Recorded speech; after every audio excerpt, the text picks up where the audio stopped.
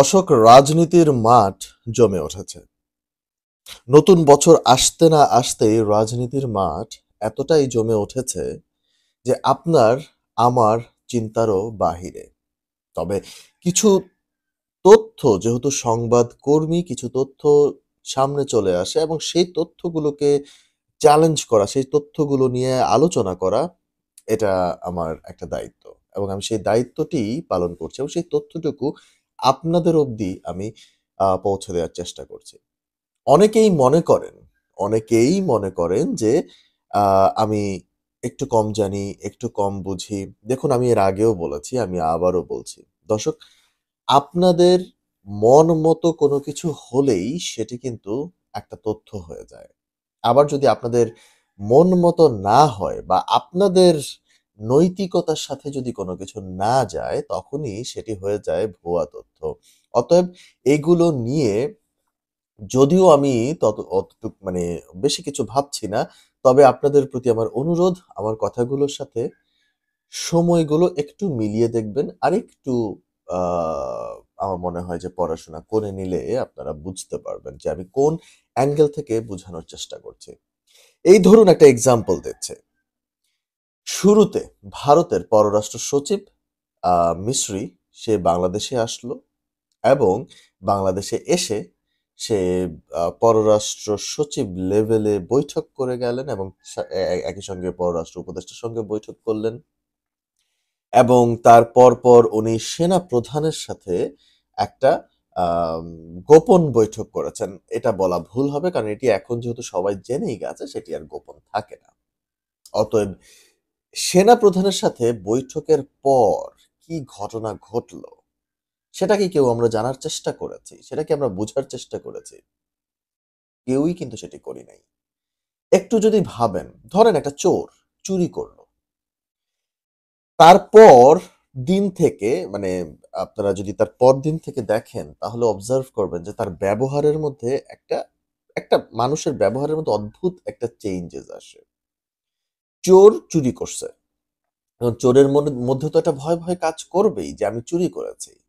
তো তার ভেতরে কিন্তু একটা ভয় কাজ করবে এবং সেই ভয়টা কিন্তু তার ব্যবহারের মধ্যে আপনার প্রকাশ পাবে। এবং এই যে সেনা প্রধানের সাথে ভারতের যেই সচিব, পররাষ্ট্র সচিব যিনি বৈঠক করে গেলেন, তার পরপর কিন্তু সেনা প্রধানের যেই ব্যবহার, আচার, আচরণ, চালচলন এবং স্টেটমেন্টস গুলা কিন্তু সকলেই খুব ভালো করে অবজার্ভ করছে। এবং আমার কাছে মনে হয় যে সেনা প্রধানের ভারতের সাথে বৈঠকটি ফলপ্রসূ হলেও ঠিক ভারতের মন মতো হয়নি। বা আমার কাছে মনে হচ্ছে যে সেনাপ্রধান কিছুটা ভারতের সঙ্গে নেগোসিয়েশন এ গেছে এবং ভারতকে কিছু স্পষ্ট বার্তা দিতে পেরেছে। যদিও সেটির মধ্যে আমার কাছে যতটুকু মনে হচ্ছে যে একটা সফট কর্নার ছিল, বা যেহেতু ভারত একটা বড় দেশ এবং ভারতের সাথে আমাদের বড় একটা স্বার্থ জড়িয়ে রয়েছে, ইন দ্যাট কেস একটু সফট ছিল, বাট একটা ভালো নেগোসিয়েশন বা একটা ভালো বার্তা সেনাপ্রধান ভারতকে পৌঁছে দিতে সক্ষম হয়েছে বলে আমার কাছে মনে হয়। যদিও সেখানে ভারতের স্বার্থের সাথে কিছুটা মিলে যেতেও পারে। এখন যে বিষয়টি আসছে সেটি হচ্ছে, এটি কিভাবে কি? দেখুন, গতকালকে সেনাপ্রধান খালেদা জিয়ার বাসায় গেলেন। তার স্ত্রী সহ, মানে তার পরিবার সহ গেলেন।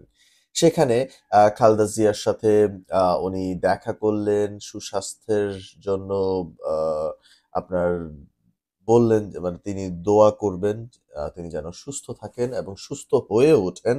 এবং একই সঙ্গে আমরা দেখলাম যে বিএনপি চেয়ারপারসনের উপদেষ্টা কাউন্সিলের সদস্য মেজর জেনারেল অবসরপ্রাপ্ত ফজলে এলাহি আকবর আ ওনাকে স্বাগতম জানিয়েছেন।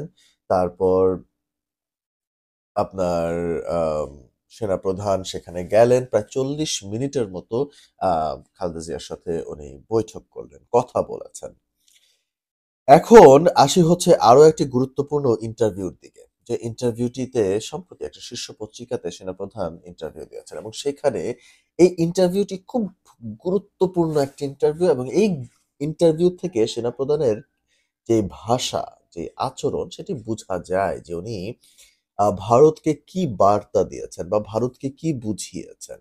এবং আম আমার মনে হয় না যে সেনাপ্রধান এখানে কোনো রাগ-ঢাক করেছেন। he was very specific, he was very straight forward আমার কাছে মনে হয় এবং uh, the interview was very significant for these circumstances, the ongoing circumstances, given the situation after 5th August. আপনি যদি দেখেন সে কি বলেছে আমি আগে তার স্টেটমেন্টস টুকু যদি আমি আপনাদেরকে একটু পড়ে শোনাই। ভারত, চীন ও যুক্তরাষ্ট্রের সঙ্গে সম্পর্কের ব্যাপারে জানতে চাইলে সেনাপ্রধান বলেন, ভারত আমাদের গুরুত্বপূর্ণ প্রতিবেশী। আমরা অনেক দিক থেকে ভারতের উপর নির্ভরশীল। আবার ভারতও আমাদের কাছ থেকে সুবিধাও পাচ্ছে। আনুষ্ঠানিক আর অনানুষ্ঠানিক মিলিয়ে ওদের প্রচুর মানুষ বাংলাদেশে কাজ করছে। যেটি আমরা কিছুদিন আগে কি আর ৪ মাস আগে তো শুরুর দিকে আমরা আসিফ নজরুলকে বলতে শুনেছিলাম।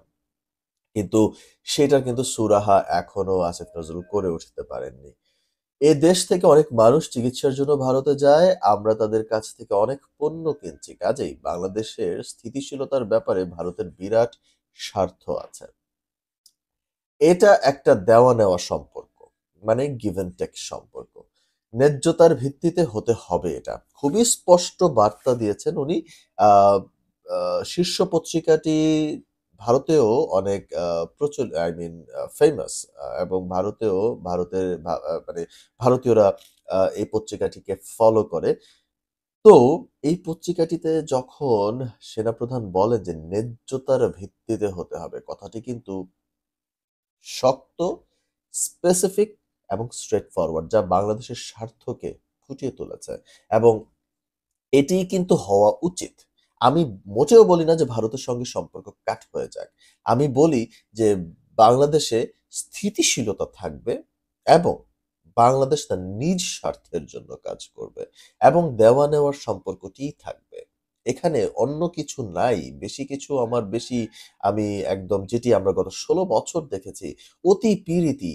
এই অতি-পীড়িতিটা আসলে জনগণ নিতে চায় নাই। আমরা দেখেছি যে প্রেম করতে গেলে অতি-পীড়িতি হয়ে গেলে না গলা জ্বলে। তখন আর সেই ভ্যালুটুকু থাকে না। যেটি আমরা গত ১৬ বছর দেখেছি, এই ভ্যালুটুকু ভারত দেয়নি। উদাহরণস্বরূপ যদি আমি দিতে চাই, আপনার বাংলাদেশের একজন প্লেনে অসুস্থ হয়ে গেলেন মানে যাওয়ার পর মুম্বাই বিমানবন্দর সেই প্লেনটিকে ল্যান্ড করতে দেয়নি। সেই ফ্লাইটটি শেষ পর্যন্ত আপনার আ মানে ল্যান্ড করেছে পাকিস্তানে। পাকিস্তান পারমিশন দিয়েছে। এখন এই যে প্লেনটি ল্যান্ড করতে পারল না, ভারত যে পারমিশন দিল, আমার তো বন্ধু ছিল। এত ভালোবাসা। কিন্তু সেটি করতে দিল না। এটা একটা উদাহরণ হতে পারে, আর কিছুই না। তারপর হচ্ছে বর্ডার কিলিং। এই যে বর্ডার কিলিং হচ্ছে, আমার তো বন্ধু দেশ, তাই না? সে অ্যারেস্ট করতে পারে, সে জেলে নিতে পারে, বিচার হতে পারে। কিন্তু ডাইরেক্ট তাকে গুলি করে হত্যা করে ফেলবে, এটা আসলে কোনোভাবে মেনে নেয়া যায় না। বাংলাদেশ তো একটা গুলি ছুড়ে নাই। বাংলাদেশ প্রায় ৬২ না ৬৪ জনকে আটক করেছে এই গত আপনার ৫ আগস্টের পরপর। কই? বাংলাদেশ তো কাউকে গুলি করে মারে নাই। হ্যাঁ, বাংলাদেশ গুলি করে মারত, যদি বাংলাদেশ ঠিক তেমনটা চিন্তা করত। তারপর হচ্ছে যেকোনো দেশ সবসময় অন্য দেশ থেকে সুবিধা পেতে চাইবে। আ এটা তো দোষ না। আমি যদি আদায় করে নিতে না পারি, দোষ তো আমারও। খুবই স্পষ্ট বার্তা যে গত ১৬ বছরে মানে এটা স্বাভাবিক। এটা আমি আমার আগেও বেশ কয়েকটি ভিডিওতে বলেছি যে ভারত চাইবেই বাংলাদেশ থেকে সুবিধা নেয়ার জন্য। এবং এটা হচ্ছে ভারতের স্বার্থ। ভারত সেটা নেগোসিয়েশন করে নিতে পেরেছে। এবং এটা ভারতের অ্যাচিভমেন্ট। এবং আমি ভারতের এই জায়গাটিকে শ্রদ্ধা করি যে ভারত তার নিজ দেশের স্বার্থের কথা চিন্তা করে। এখন বাংলাদেশ সেটি গত ১৬ বছর পারে নাই। বাংলাদেশ নেগোসিয়েশন করতে পারে নাই। বাংলাদেশ আপনার আদায় করে নিতে পারে না। এটা হচ্ছে বাংলাদেশের ব্যর্থতা এবং যেটি বারবার আমরা অ্যাডভার্টাইজমেন্ট হতে দেখেছি যে আপনার ওই কিছু জায়গা মানে নিতে পেরেছে বাংলাদেশ। তারপরে হচ্ছে সমুদ্রের কিছু অংশ নিতে পেরেছে। আরে ভাই, সবথেকে বড় যেই ব্যাপার দুটি সবচেয়ে বড় যে ২ টি ব্যাপার, একটা হচ্ছে বর্ডার কিলিং আরেকটা হচ্ছে আপনার আম মানে একটা হচ্ছে বর্ডার কিলিং এবং আরেকটা হচ্ছে তিস্তা নদীর পানি। এই ২ টা জায়গায় যেখানে আপনি কন্ট্রোল করতে পারেন নাই, আ তো আ আর বাকি কি হতে পারে? তো এই বিষয়গুলো দেখতে হবে। আমাদের ন্যায্যতার ভিত্তিতে সুসম্পর্ক বজায় রেখে চলতে হবে। জনগণ যেন কোনোভাবেই মনে না করে ভারত বাংলাদেশের উপর কর্তৃত্ব করছে বা এমন কিছু করছে যা আমাদের স্বার্থের পরিপন্থী। কোনোভাবেই মানুষ যেন এটা না ভাবে। Exactly, exactly. তার মানে এখান থেকেই বোঝা যায় যে সেনাপ্রধান ভারতকে একটা বিশাল বড় বার্তা দিয়ে দিয়েছেন। এবং সেনাপ্রধান যেই বার্তাটি ভারতকে পৌঁছে দিতে চাচ্ছে সেটি একদম স্পষ্ট। ভারতের এটি বুঝা উচিত এবং ভারত এইভাবে বুঝলে আমার কাছে মনে হয় ২ দেশের সম্পর্ক আরো ভালো হতে পারে। ভালো কি? অনেক বেশি ভালো হতে পারে। যদি ভারত বাংলাদেশের স্বার্থের মানে এগেইনস্ট এ গিয়ে কোনো কর্মকাণ্ড করে এটি বড়ই জ্বালা দিবে ২ টা দেশকে এবং ২ টা দেশের সম্পর্ক আরো অবনতির দিকে যাবে। মানে ভারত তার ভিসা আ ঠিক করে ফেললে দেখা যাবে বাংলাদেশও তার ভিসা ঠিক করে ফেলেছে। তো বিষয়টা হচ্ছে সমতার ভিত্তিতে হইতে হবে। ভারতের সঙ্গে ন্যায্যতা ও মর্যাদার ভিত্তিতে সুসম্পর্ক গড়ার ব্যাপারে সেনাপ্রধান বলেন যে, "আমরা প্রতিবেশীর সঙ্গে আ আমি এমন কিছু করব না যেটা তাদের কৌশলগত স্বার্থের পরিপন্থী হয়। একই সঙ্গে আমার দিক থেকে প্রত্যাশা থাকবে যে প্রতিবেশীও আমার সঙ্গে এমন কিছু করবে না যা আমার স্বার্থের পরিপন্থী।" খুবই স্পষ্ট বার্তা। তার মানে বোঝা গেল যে পররাষ্ট্র সচিব সেনাপ্রধানের সাথে যখন বৈঠকে বসেছেন, সেনাপ্রধানও স্পষ্ট বার্তা দিয়ে দিয়েছেন। আমি যখন তাদের স্বার্থ দেখব, তারাও আমার স্বার্থটা সমান গুরুত্বের সঙ্গে দেখবে। আমাদের পার্বত্য চট্টগ্রামে অস্থিরতা মানে অস্থিতিশীলতা তৈরি হবে না, স্থিতিশীলতা নষ্ট হবে না মিয়ানমার সীমান্তেও। সীমান্তে আমাদের লোকজনকে হত্যা করবে না। আমরা ন্যায্য পানির হিস্যা পাবো। এতে তো কোনো অসুবিধা নেই। সম্পর্কটা ন্যায্যতার ভিত্তিতে থাকুক। শাবাশ! খুবই অ্যাপ্রিশিয়েট করছি আমি তার বক্তব্যকে এবং খুবই আমার কাছে মনে হয় যে এর থেকে ভালো আ আ ভারতকে কোনো বার্তা দেওয়া যেতে পারে না। মানে এর থেকে ভালো কিছু হতে পারে না। এবং খুবই স্পষ্ট উনি চট্টগ্রামে অস্থিতিশীলতার কথা বলা হয়েছে। দেখুন আ শেখ হাসিনা যাওয়ার পরপরই কিন্তু চট্টগ্রামে একটা অস্থিতিশীলতা শুরু হয়ে গেছে এবং সেটিও কিন্তু সেনাপ্রধান খুব ভালো করেই বুঝে গেছেন এবং সেই বার্তাটুকুই কিন্তু উনি ভারতকে এই ইন্টারভিউর মাধ্যমে দিয়ে দিয়েছেন।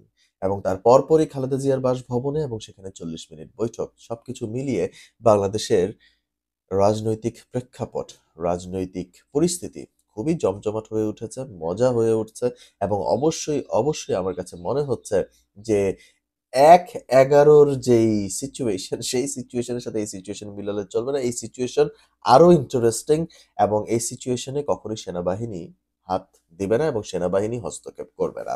অতএব দর্শক আপনারা কি মনে করছেন এই পুরো পরিস্থিতি ভারতকে বার্তা এবং খালেদা জিয়ার সাথে সাক্ষাৎ করা নিয়ে এ ২ এর মধ্যে কি মিল পাওয়া যেতে পারে সেটি অবশ্যই কমেন্টে ধন্যবাদ।